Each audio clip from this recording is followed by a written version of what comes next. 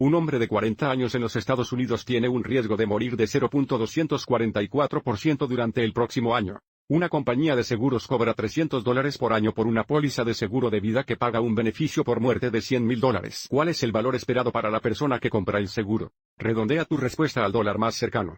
El valor esperado es la ganancia o pérdida promedio de un evento si el procedimiento se repite muchas veces. Calculamos el valor esperado multiplicando cada resultado por la probabilidad de ese resultado y luego sumando los productos. Entonces, primero determinemos la probabilidad de morir, que será como 0.244%, que debe expresar como decimal. Entonces tenemos 0.244%, que como decimal es 0.00244. Luego, necesitamos la probabilidad de vivir, que será 1 menos la probabilidad de morir, que es 1 menos 0.00244. Que es igual a 0.99756. 99756.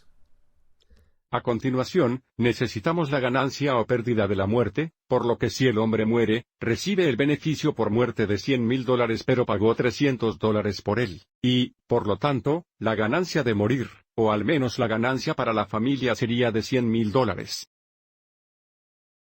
Menos el costo de la póliza, que es de $300.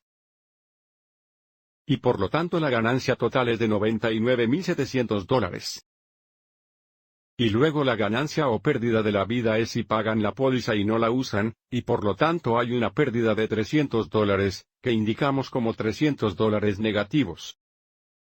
Y ahora tenemos la información que necesitamos para calcular el valor esperado. Para tonificar el valor esperado, multiplicamos cada resultado por la probabilidad de ese resultado y luego sumamos los productos. Entonces, un resultado es la ganancia de $99,700. La probabilidad de que esto ocurra es la probabilidad de muerte, que es 0.00244. Y luego el otro resultado es una pérdida de $300.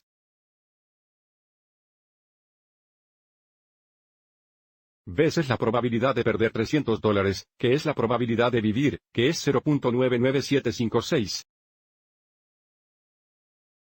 Y ahora necesito encontrar la suma de estos dos productos, y nos dicen que redondeemos al dólar más cercano. Entonces, yendo a la calculadora, tenemos 99,700 veces 00244.